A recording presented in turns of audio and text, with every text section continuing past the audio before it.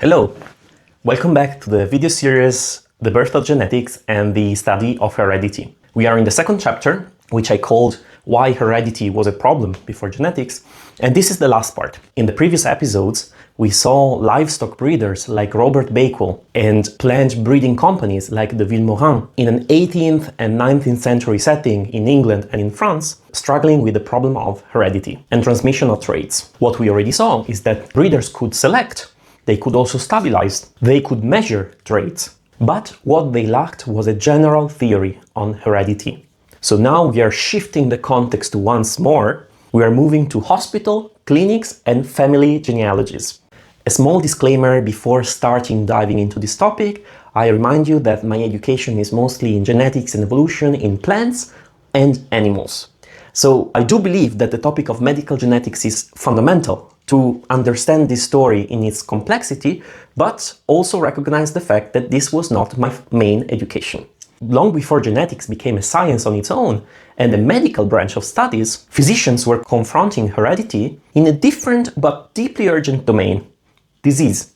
Physicians throughout the centuries observed that certain illnesses seem to run in families. For example, madness, gout, tuberculosis, or also chronic bleeding disorders. Doctors could see patterns across generations, but they didn't fully know what exactly was being transmitted. The disease itself, or what could be called a predisposition to the disease, or a weakness in constitution. By the 19th century, heredity was no longer simply a descriptive term. Heredity became a principle in the 19th century, a principle that demanded explanation. Earlier medicine tried to explain bodily differences through concepts like temperament, complexion, or constitution. Temperament referred to the internal balance of the humors. In this context, the theory of the body humors was a theory dominant since antiquity, where, according to this theory, health would depend on the balance of these four different liquids, and illness would arise from the imbalance of these liquids. Complexion described the outer appearance, and constitution indicated overall bodily strength or weakness. These were relatively stable bodily states that shaped how organisms responded to their environment. During the early 19th century, something changed. The French term Heredité began to replace this older framework. This conceptual shift unfolded against a broader intellectual background. Earlier theological interpretations, such as those associated with Joseph de Maistre, had framed hereditary afflictions as the physical consequence of ancestral sin, echoing Augustinian ideas about transmission linked to original sin. In that perspective, bodily disorder was part of a moral and spiritual lineage. By contrast, 19th century physicians increasingly sought naturalistic explanations. They moved away from sin and providence toward bodily mechanisms. What had once been described as temperament was increasingly reframed as inherited predisposition. Physicians spoke of a material influence exerted by both parents at the moment of conception, a physical contribution that shaped the child's constitution. What was transmitted then was not a fully formed disease, but a constitutional tendency, or also called predisposition, that could later develop into disease under certain conditions. At this historical moment, heredity stopped being merely an adjective, hereditary disease. It became a noun, hérédité. And not only noun, it became a force, a principle, and almost a law. Physicians began distinguishing between these two things: transmission, which was the observable recurrence of traits in families, and heredity, the underlying cause that made such recurrence possible. This distinction was crucial. Heredity was no longer just about resemblance. Heredity became an explanatory mechanism. An important point mentioned is the one that 19th century physicians did not usually think that disease would be transmitted in a fully formed state. Instead, they spoke of predisposition, created an organic disposition, a susceptibility, in other terms, and then external circumstances would activate it. This allowed doctors to reconcile what was heredity from environment, so the surrounding of the individual. As an example, a person might inherit vulnerability to madness or gout, but lifestyle, climate, diet, or even emotional shock might determine whether the disease would actually appear. In this sense, heredity worked as a predisposing cause, not an efficient one. Already, we are seeing the struggle to separate internal transmission from external influence, the same conceptual problem that breeders faced. One of the clearest examples of hereditary disease that was already studied in the 19th century is hemophilia. Specifically, in 1803, the Philadelphian physician John Conrad Otto described families in which males suffered fatal bleedings even from minor wounds. On the other hand, women often appear healthy. Yet, it seemed to Otto that women could transmit this condition. Later in the century, hemophilia became known as the royal disease, after appearing the descendants of Queen Victoria of England. And after that, it spread into several European royal families, like the Spanish, German, and Russian families. Physicians recognized a striking pattern. The disease passed through apparently unaffected mothers to affected sons. Physicians at the time had no idea about chromosomes, but they clearly understood that heredity could operate somehow invisibly, independent of outward resemblance. So, hemophilia was an example of a disease that exposed the possibility of hidden transmission. Another example is gout. Gout was long considered a paradigmatic hereditary disease. Gout consists of an inflammatory disorder of the joints, often striking the great toe in recurrent attacks, and it was observed that it frequently appeared within the same family line across generations. A well-known family that was affected by this disease was the Medici family in the Renaissance Florence. Figures like Cosimo de' Medici or Piero, his son, was even defined Piero the Gouty, and even his grandson Lorenzo were all affected by gout. Even Michelangelo said to suffer from gout. Such genealogical recurrence reinforced the belief that gout reflected an inherited constitutional taint. And here taint would refer to a subtle, often invisible flaw or weakness in the body that could be passed down through generations, making descendants susceptible to a certain disease. For centuries, physicians explained the gout with the theory of humoral imbalance, as we saw previously. Following the ancient Greek Galen, gout was attributed to an excess or corruption of bodily fluids, a morbid matter circulating in the blood. Also, lifestyle factors were acknowledged influencing gout. For example, Hippocrates linked gout to an excess consumption of wine and indulgence.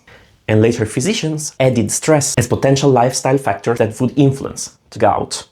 So these were seen as aggravating causes.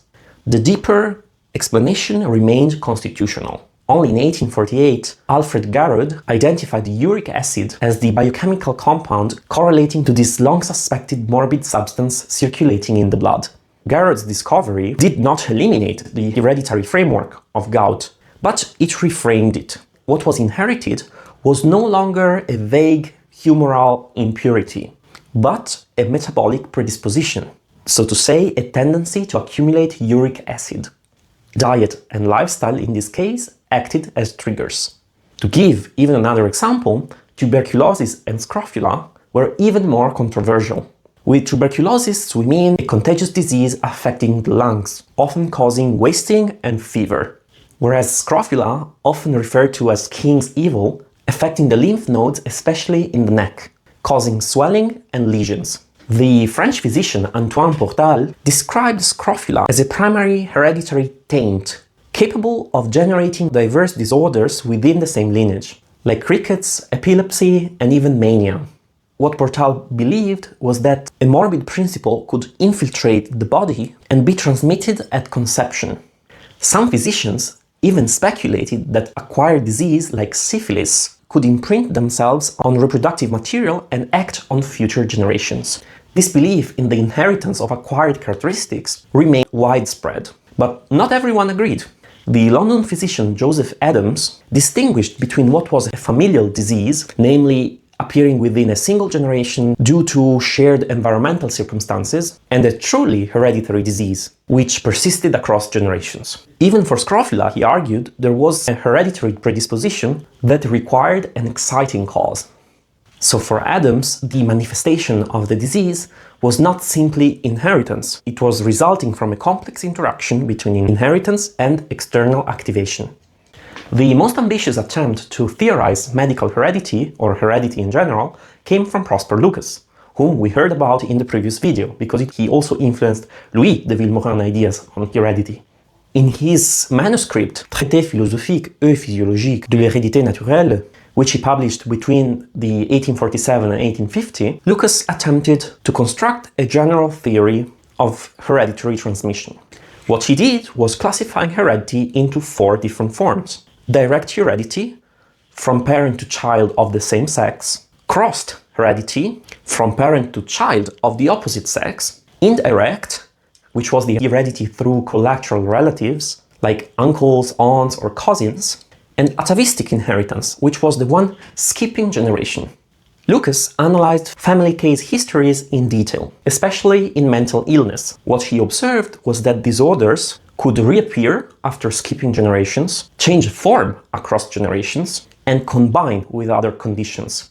Basically, madness in one generation could appear as epilepsy in the next. So for Lucas, heredity did not simply copy traits, it modified and transformed them.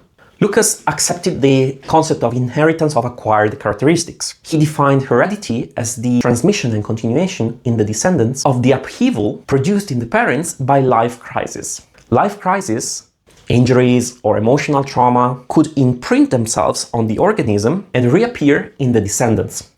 He called this the transmission of the seed of disorder. Simple cases passed only a hidden predisposition, whereas complex cases combine disorders, reflecting compounded ancestral influences. At a philosophical level, Lucas described heredity as a balance between imitation, which would preserve the resemblance between parents and offspring, also said hérédité, and innovation, generating variation and emergence of new traits, also called innéité.